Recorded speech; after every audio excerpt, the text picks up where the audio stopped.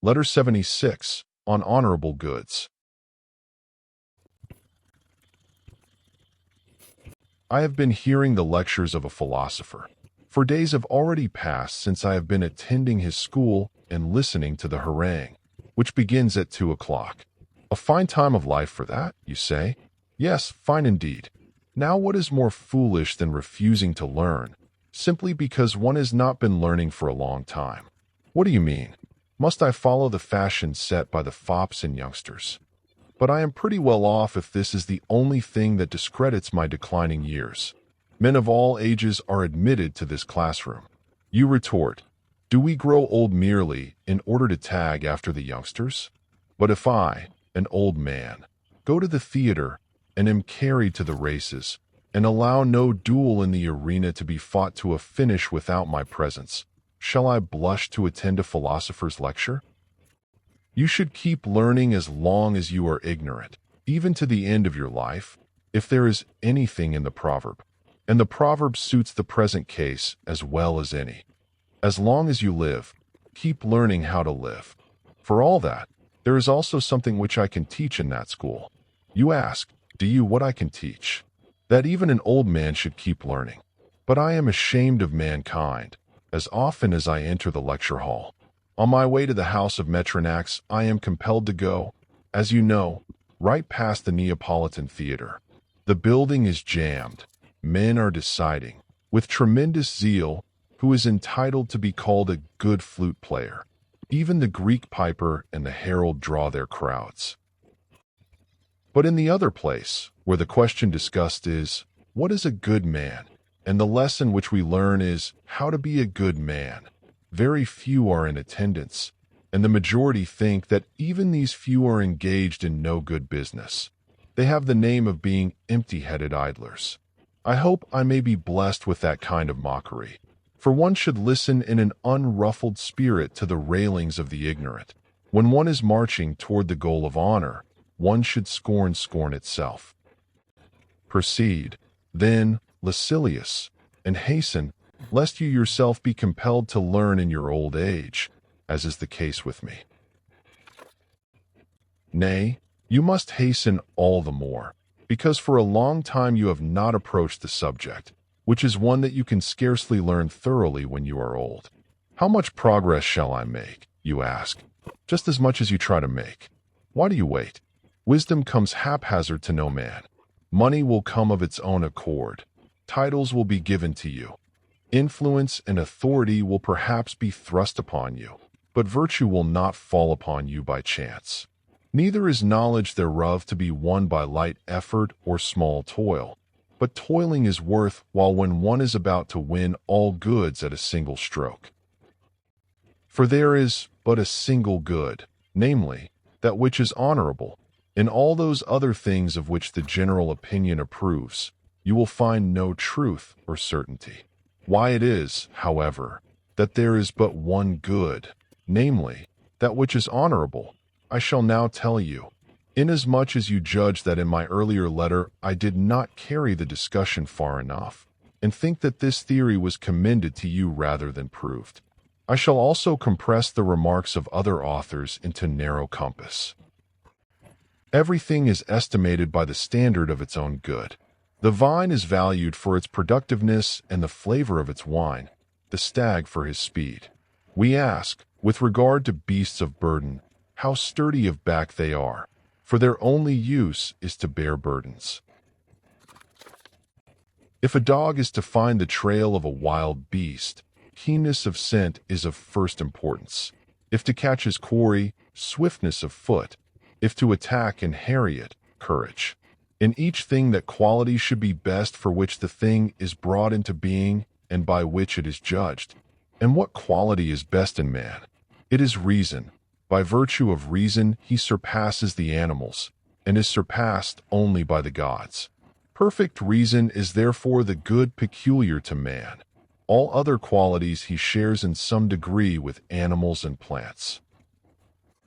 What then is peculiar to man? Reason. When this is right and has reached perfection, man's felicity is complete. Hence, if everything is praiseworthy and has arrived at the end intended by its nature, when it has brought its peculiar good to perfection. And if man's peculiar good is reason, then, if a man has brought his reason to perfection, he is praiseworthy and has reached the end suited to his nature. This perfect reason is called virtue, and is likewise that which is honorable. You do not doubt whether this is a good. You merely doubt whether it is the sole good. If a man possess all other things, such as health, riches, pedigree, a crowded reception hall, but is confessedly bad, you will disapprove of him. Likewise, if a man possess none of the things which I have mentioned, and lacks money, or an escort of clients, or rank in a line of grandfathers and great-grandfathers, but is confessedly good, you will approve of him. Hence, this is man's one peculiar good, and the possessor of it is to be praised even if he lacks other things. But he who does not possess it, though he possess everything else in abundance, is condemned and rejected. The same thing holds good regarding men as regarding things. A ship is said to be good not when it is decorated with costly colors, nor when its prow is covered with silver or gold, or its figurehead embossed in ivory, nor when it is laden with the imperial revenues or with the wealth of kings, but when it is steady and staunch and taut, with seams that keep out the water, stout enough to endure the buffeting of the waves, obedient to its helm, swift, and caring naught for the winds. You will speak of a sword as good, not when its sword belt is of gold, or its scabbard studded with gems, but when its edge is fine for cutting, and its point will pierce any armor. Take the carpenter's rule. We do not ask how beautiful it is, but how straight it is. Each thing is praised in regard to that attribute which is taken as its standard, in regard to that which is its peculiar quality. Therefore, in the case of man also, it is not pertinent to the question to know how many acres he plows, how much money he is out at interest, how many callers attend his receptions, how costly is the couch on which he lies, how transparent are the cups from which he drinks, but how good he is.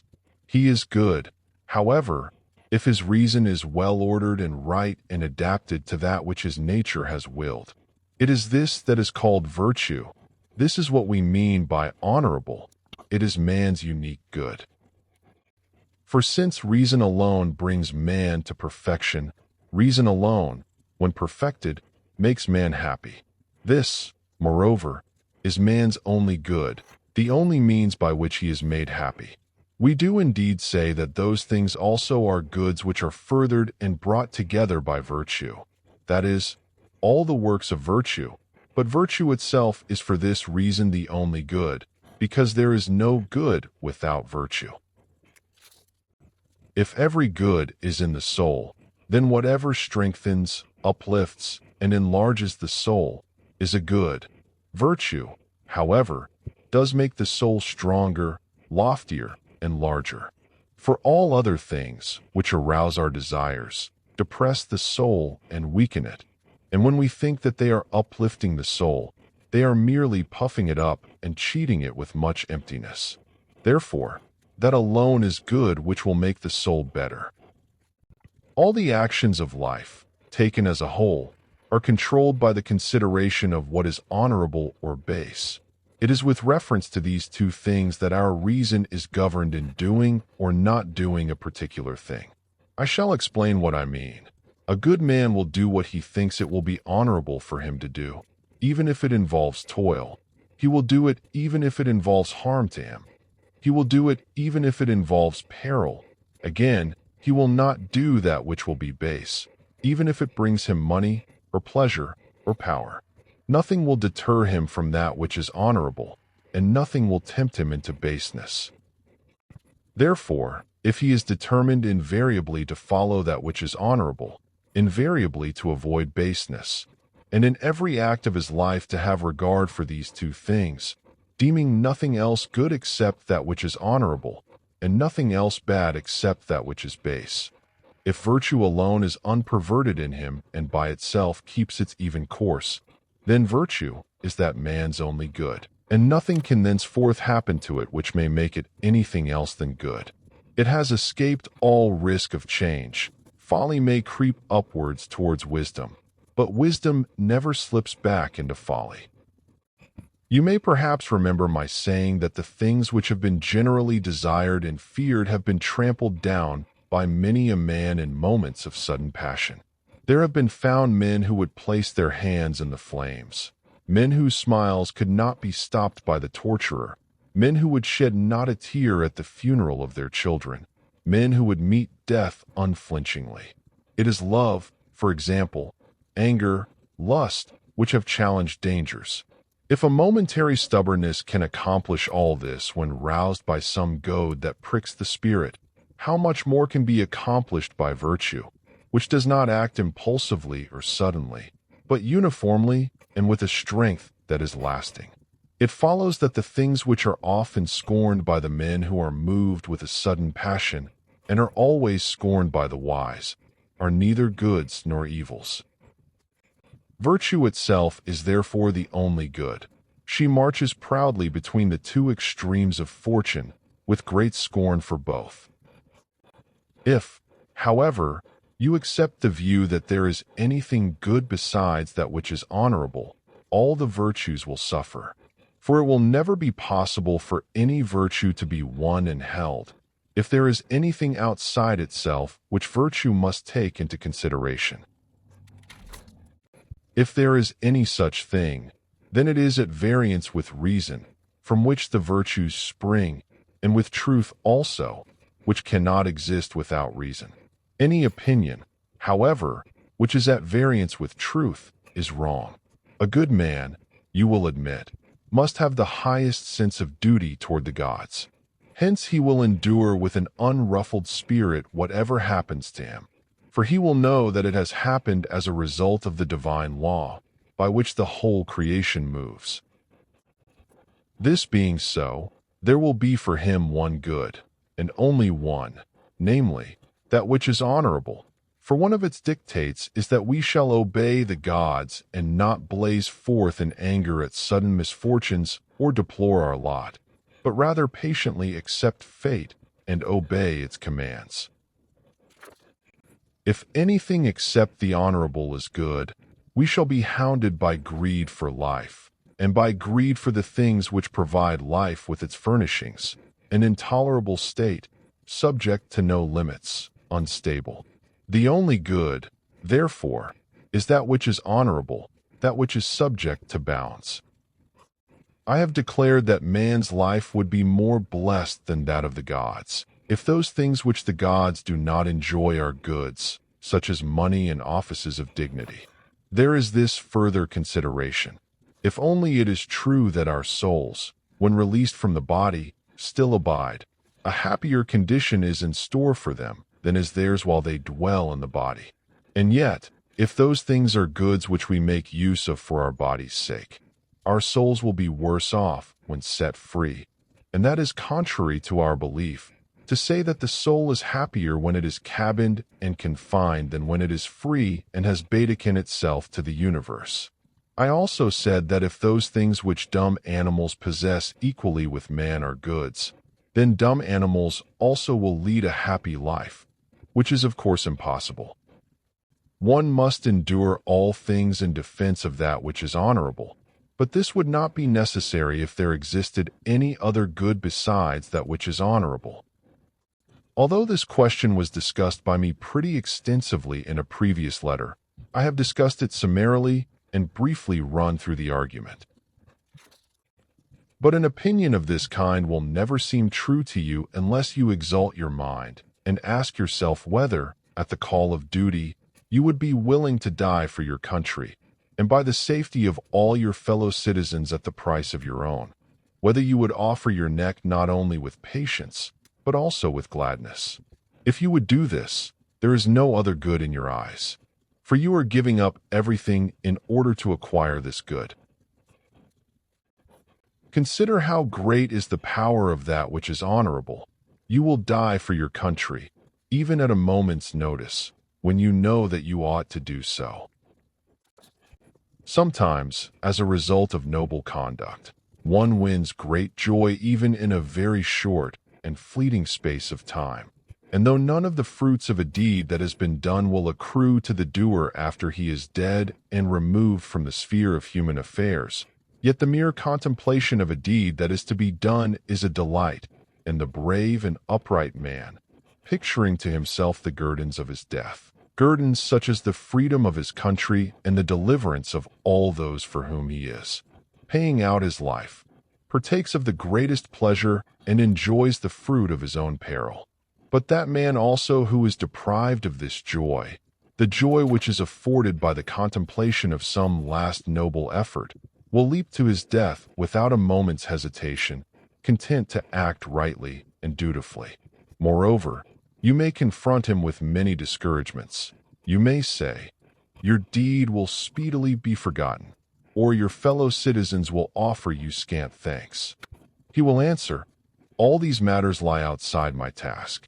My thoughts are on the deed itself. I know that this is honorable. Therefore, whithersoever I am led and summoned by honor, I will go." This, therefore, is the only good, and not only is every soul that has reached perfection aware of it, but also every soul that is by nature noble and of right instincts. All other goods are trivial and mutable.